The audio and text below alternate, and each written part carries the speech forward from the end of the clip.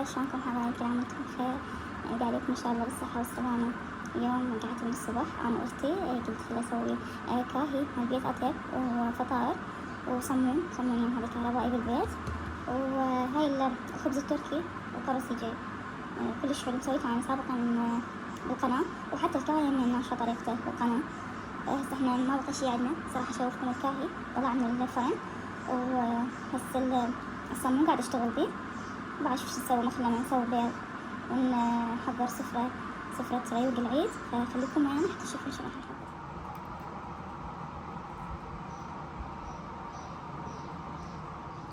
هسه هاي راح ادخلها الفرن الخبز التركي.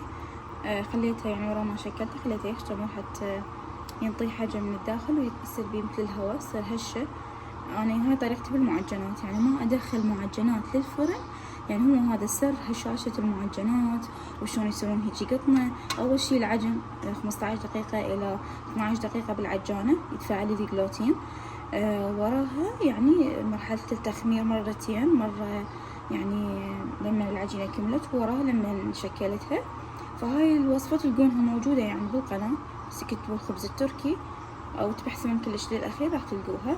وصفة كلش طيبة وسهلة وما تاخذ من عندكم وقت، تقدرون يعني تسوونها يعني في نص ساعة تختمر، وراها نص ساعة مثلا الاختمار ورا التشكيل. فراح أدهنها شوية بيض وخليت عليه دهن جنة عمود شوية نكهة،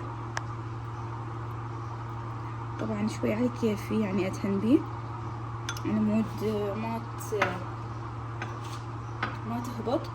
راح أخلي عليها سمسم وحبة البركة، انتم شنو تحبون يعني حسب الرغبة، بس هي يعني نكهتها هي يعني أساسها بحبة البركة. السمسم حسب المجال حبة البركة. طبعا هسه خليتها بالفرن، شغلت بس الجوة على مود يعني تنتفخ همي. هاي يعني من أخبز من المخبوزات أو المعجنات، يعني أشغل بس الجوة حتى شنو ترتفع العجينة براحتها، وبعدين أشقرها من فوق. لأن إذا شغلون الفوق والجوة راح العجينة رأسة تجيها حرارة قوية من فوق، حرارة من جوا ما راح تنفش أبد. فاتبعوا هاي الطريقة وشوفوا طريقة المعجن عشان تطلع تكون قطنية وهشة. طبعا بقى عندي أنا من العجينة سويت كمية مضاعفة. فسويت هذا الصمون، إذا شايفين هذا الصمون الكهربائي، مجرد يعني تسوونه مثل هذه دائرة، وبعدين ضل تكبسون بيه تلفون وبعدين تاخذونه من الأطراف. هسه أخليه همين يختمر كلش يعني بحيث يتضاعف الحجم من لما تخلص اللي بالفرن. وهمين أتنهم البيض، وإذا تحبون شي سمسم شي بدون سمسم، أنا أفضله يعني بدون سمسم، راح بس كم قطعة أخليها. وورا ما يطلعون المعجنات مثلا شرك الصمون الكهربائي فطائر، شنو أسوي؟ يعني أما زبدة أو دهن جنة أو أي دهن عندكم، أو حتى زيت تاخذون. مرات أنا على السرعة أخذ من يعني من الباقي بالصينية، يعني الزيت اللي باقي بالصينية. فأول ما تطلع المعجنات راح تطلع مثل لونها أملح، يعني خاصة إذا كنتوا لافينها بطحين أو يعني فاردينها بطحين. فمباشرة هيك بالفرشة بدهن قلت لكم أو زبدة أو زيت أي شي، ورست أدهن الوجه. راح برا ماكو هذا القشرة مال الصمون، راح يشرب هاي الزيوت، يعطيكم شكل لامع ولون حلو وطراوة. ورأسة غطوهن يعني بغطا، طلعتكم معجنات تلمع ولونها حلو وطرية وتلمع من برا. الشرك لا، مرات ما أخلي الزبدة، شنو أخلي؟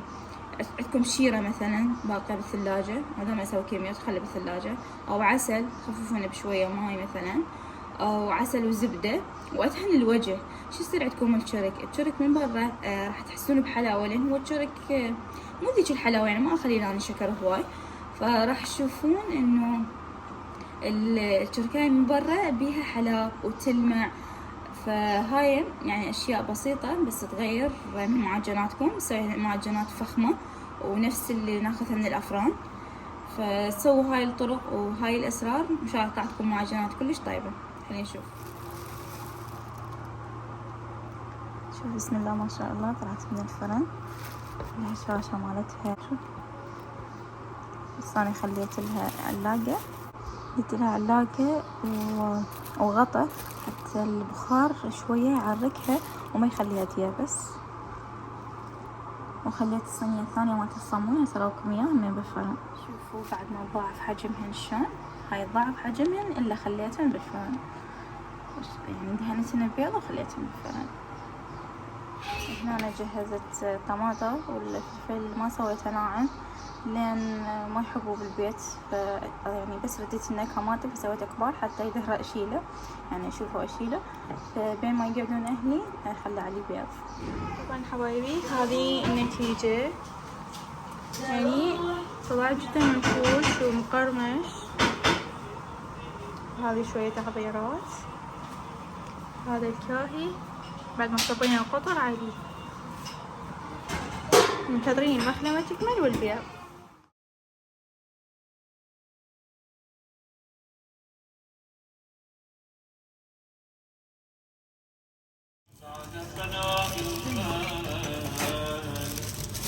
العظيم الربوبية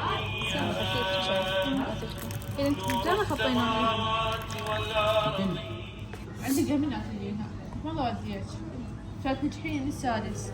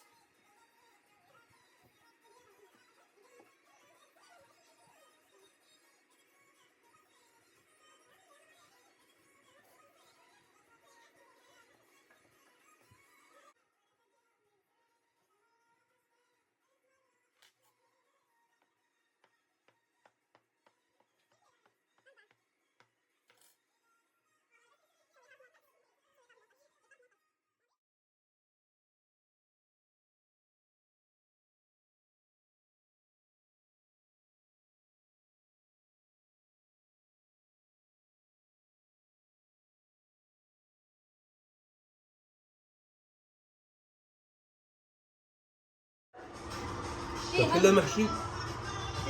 شلون يعني؟ بدون حشو هسه اسوي لك الدمج. ها اجي هسه بسوي. حلو كل شيء.